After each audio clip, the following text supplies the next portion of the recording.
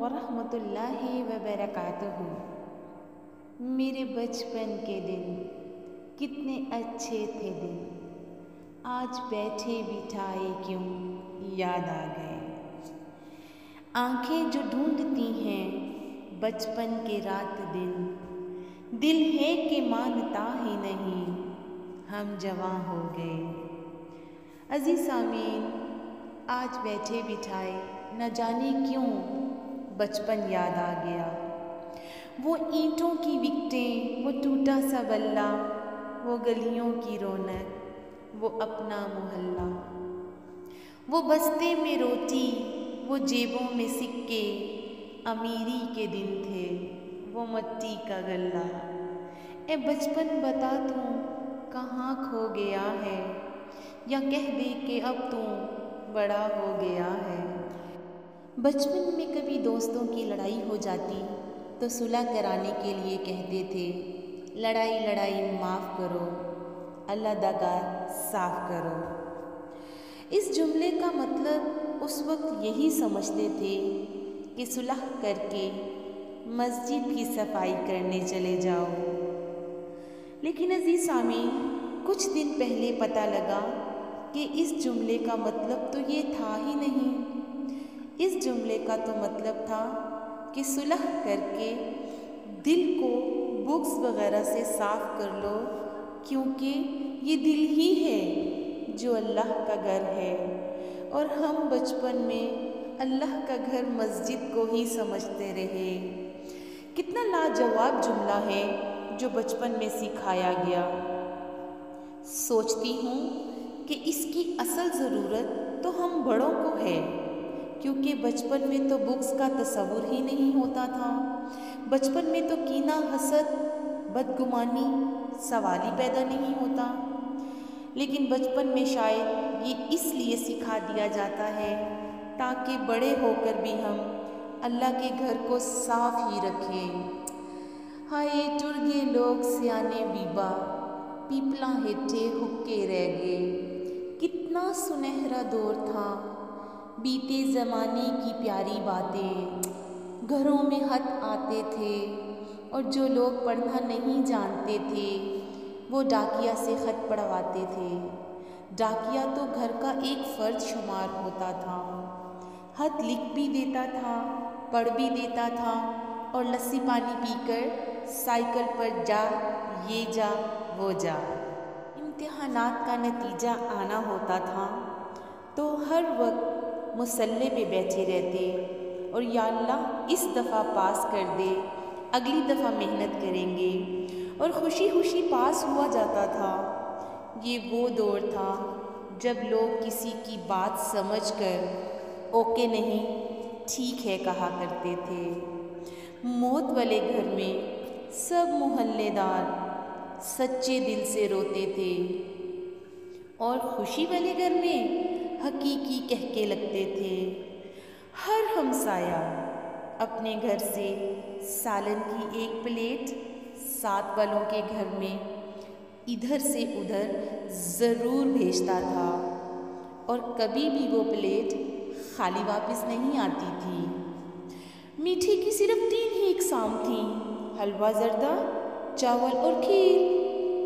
Ice cream دکانوں سے نہیں، لکڑی کی بنی ریڑھیوں سے ملتی تھی، اور جو میوزک نہیں بجاتی تھی۔ گلی گلی میں سائیکل کے مکینک موجود ہوتے تھے، جہاں کوئی نہ کوئی محلے دار قمیص کا کونا منہ میں دبائے پمپ سے سائیکل میں ہوا بھرتا نظر آتا تھا۔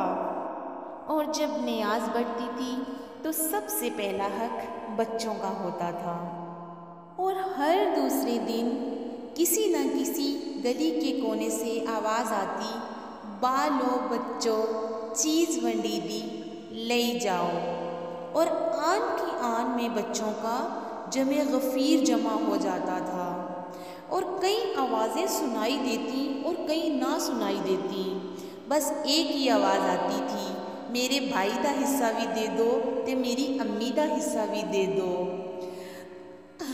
کیا حسین دن تھے۔ دودھ کے پیکٹ اور دکانیں تو بہت بعد میں وجود میں آئیں۔ پہلے تو لوگ बहाने से दूध लेने जाते थे।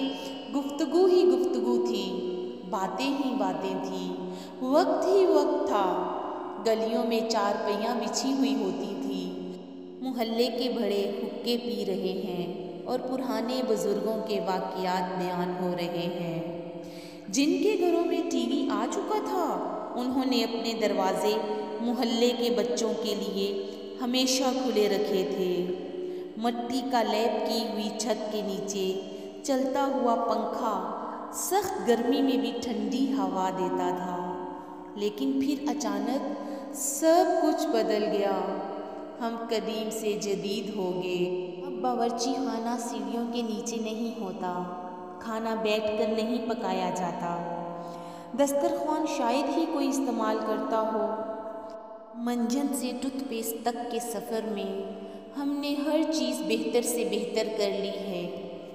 लेकिन पता नहीं क्यों इस कदर सहूलतों के बावजूद हमें घर में एक ऐसा डब्बा ज़रूर रखना पड़ता है जिसमें डिप्रेशन, सर दर्द, ब्लड प्रेशर, नींद और विटामिन्स की गोलियां हर वक्त मौजूद हों। इतने खुशनसीब लोग हैं क्योंकि हम वो आखिरी लोग हैं शायद जिन्होंने मिट्टी के बने घरों में बैठकर परियों की कहानियाँ सुनी। हम वो आखिरी लोग हैं जिन्होंने बचपन में की लकड़ी की बनी छतों पे अपने दोस्तों के साथ रवायती खेल खेले। शायद हम वो आखिरी लोग हैं जिन्होंने लालटेन की रोशनी में नावल पढ़े, जिन्होंने अपने प्यारों के लिए अपने एहसासात को ख़त में लिख कर भेजा। हम वो आखिरी लोग हैं जिन्होंने बैलों को हल चलाते देखा, जिन्होंने खलियानों की रौनकें देखी। हम वो आखिरी हैं जिन्होंने ईद का चांद देखकर तालियां बजाईं।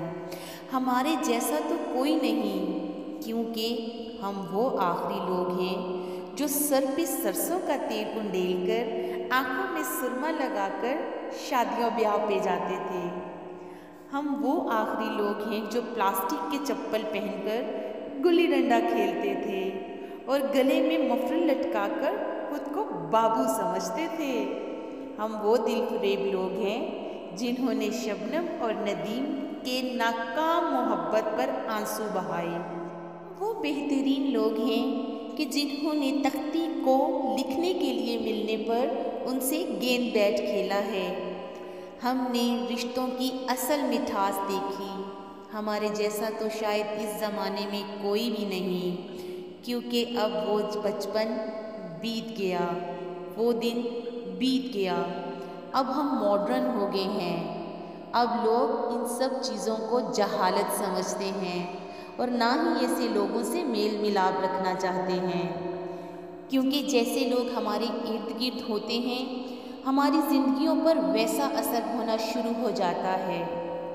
अज़ीज़ सामीन, हमारी पर्सनैलिटी, हमारी सोच, हमारा उठना बैठना, हमारी डीलिंग्स, हमारे अल्फाज वैसे ही हो जाते हैं जैसे लोग हमारे इर्द गिर्द होते हैं, क्योंकि लोग हमारी ज़िंदगियों पर बहुत असरअंदाज करते हैं। यहाँ तक कि हमारा अपने अल्लाह पर तवक्कल भी बहुत असरअंदाज होता है आस पड़ोस के लोगों की वजह से। मनफी लोग हर तरह से मनफी शुआएं फैलाने के आदी होते हैं। वो अपने साथ साथ दूसरों में भी मायूसी का जहर इंजेक्ट करते रहते हैं। अगर तो आप इतने मस्बत हैं कि उन्हें बदल सके, उन्हें रोशनी में चलना और ज़िंदगी का असल मकसद समझा सकें, तो उन्हें ज़रूरत के वक्त दें। लेकिन अगर आप ख़ुद कमज़ोर हैं, ऐसे लोगों का असल कबूल कर लेते हैं, तो ख़ुद पर मेहरबानी कर लें, ज़रा सा फासला कर लें, उनके लिए दुआ करें और लौट जाएं अपने माजी के दोस्तों के पास कि जिनके पास बैठ के आपको याद आए अपने बचपन के दिन, वो ज़माना जब सब छतों पर सोते थे, ईंटों पर पानी का छिड़काव करते थे, एक स्टैंड वाला पंखा और उस पर भी झगड़ना कि मैं आगे सोऊंगा, तेरी मंजी पीछे डटेगी, ते मेरी मंजी आगे डटेगी। اب سب دور بیت گئے، سب رشتے چھوٹ گئے، بہت خوبصورت خالص رشتوں کا دور۔ لوگ کم پڑھے لکھے پر مخلص ہوتے تھے۔ اب زمانہ پڑھے لکھے لوگوں کا ہے، مروت اور مفادات اور خود غرضی میں کھو گئے۔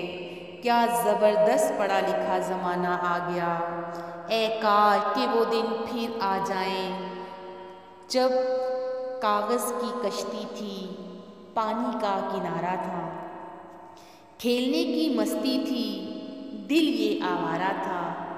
کہاں آ گئے اس سمجھداری کی دلدل میں، وہ نادان بچپن بھی کتنا پیارا تھا۔ السلام علیکم ورحمۃ اللہ وبرکاتہ۔